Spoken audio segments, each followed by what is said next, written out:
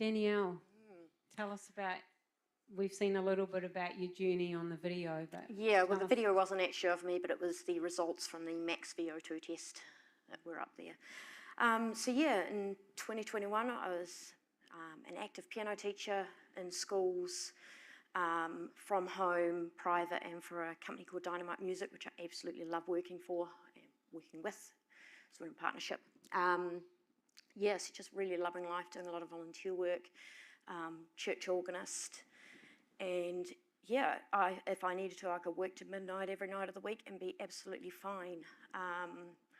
I had decided to get the first vaccine when just before the mandates came out, but I wasn't completely settled with that decision because I really didn't, well, you know, the long-term effects nobody knew about, and we've all come to see that it's not even in the long term that this is playing out now. So I had the first one, and I noticed within weeks that my fitness level had dropped. On my weekly walk, I was starting to get puffed on the way back. Then I had the second one about 6 weeks later, and I was getting puffed on the initial stairs of that walk. In between the two, I thought, surely it's not that, surely it's not that. Pushed it aside because when you work in schools, I was running my own business, I had no choice. I'm a business partner's biggest partner, and he has a young family and a mortgage, and I couldn't let him down. So yeah, coercion is not choice. So then after sort of that January, I ended up doing an injury to my wrist by opening a jar of the good stuff, the Pix boysenberry jam at the time, and just twinged my wrist. It was okay. Sort of 5 minutes later, it was fine. But then 2 days after that, I went for a bike ride to church and did 2 hours of organ practice, came home again, and that night I couldn't move my thumb and pinky. And that was the start of chronic nerve pain. I did not get a pain-free day till 10 and a half months later. I still live with chronic pain from that today on medication that stopped me from playing for an entire year. And I know that, Barry, you mentioned having the love of your life being taken away. It's heartbreaking. I wouldn't wish it on my worst enemy. And so then shortly after that, I ended up with a couple of episodes which I now know are symptoms of what they call POTS. One where I was at school teaching and I was quite short of breath. I was struggling to speak and couldn't get down a piece of chocolate cake without an absolute struggle. And now, judging on my symptoms that I have fairly regularly, I know, yeah, my heart rate must have been at least 130.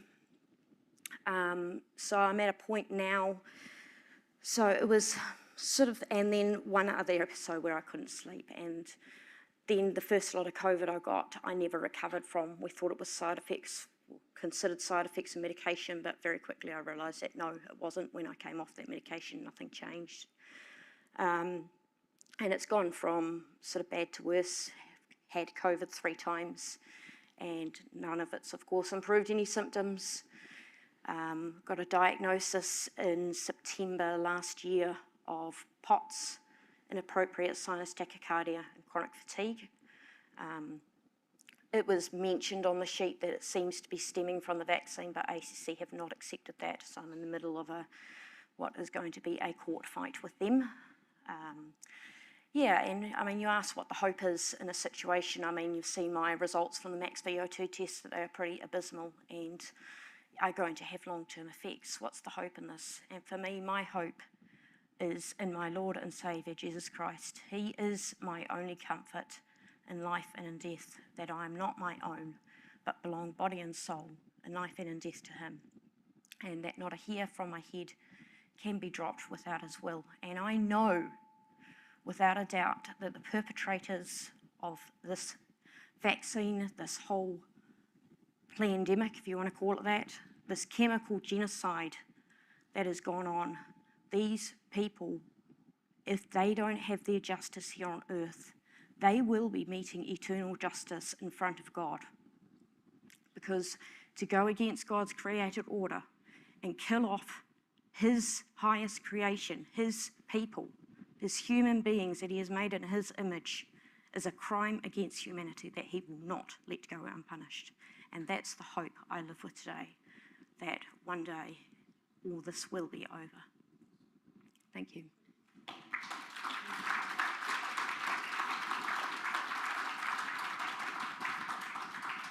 Two courageous, amazing women up on the stage, and of course, so many more.